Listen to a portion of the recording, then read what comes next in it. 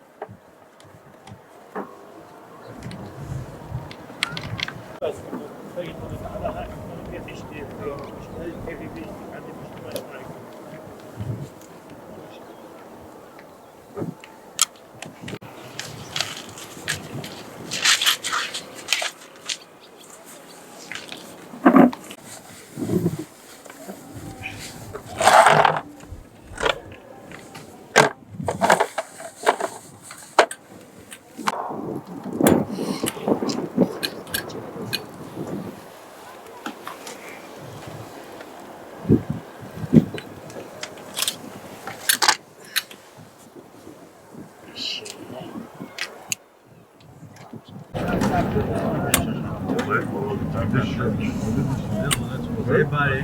Oh, too much bull. I can't hear you.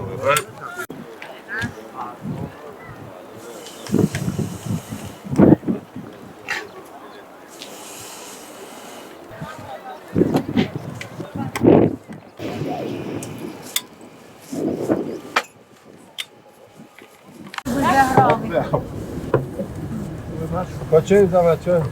Buyur abi. Açık, demli. Orta. Nasıl var? Şu tarafı yazalım.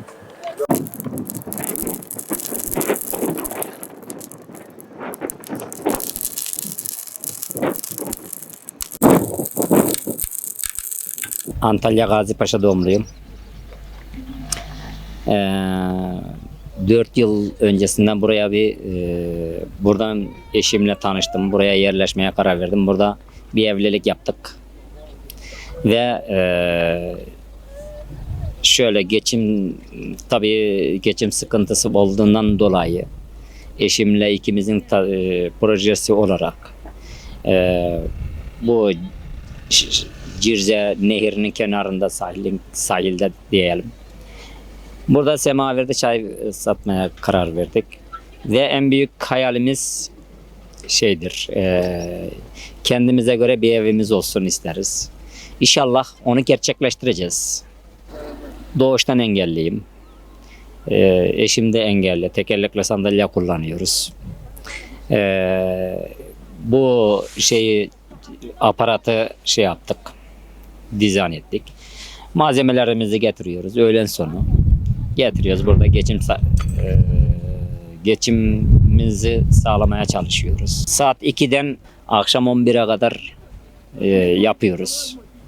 Benle eşim bir ara böyle parktan, köprüden geçerken Dicle Nehri'nin kenarında böyle bir seyrettik. Dedik aslında bize ekonomi konusunda yardımcı olacak bir şey bulduk dedik. Eşim nedir dedi. Dedim ki aslında közlü çay yapabiliriz. Nasıl yapacağız dedi.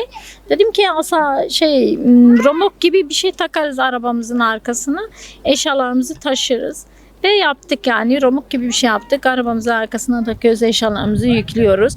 Saat 3'te geliyoruz. Közde çayımızı pişiriyoruz. Çayımız da güzeldir. Müşteri de var. Oturmuyorlar genelde. Çaylarını alıp gidiyorlar. Hem ekonomik anlamda hem de stresimizi dağıtıyoruz. Gelip giderken hem insanlarla kaynaşıyoruz, çevre ediniyoruz. Bu da güzel bir şeydir.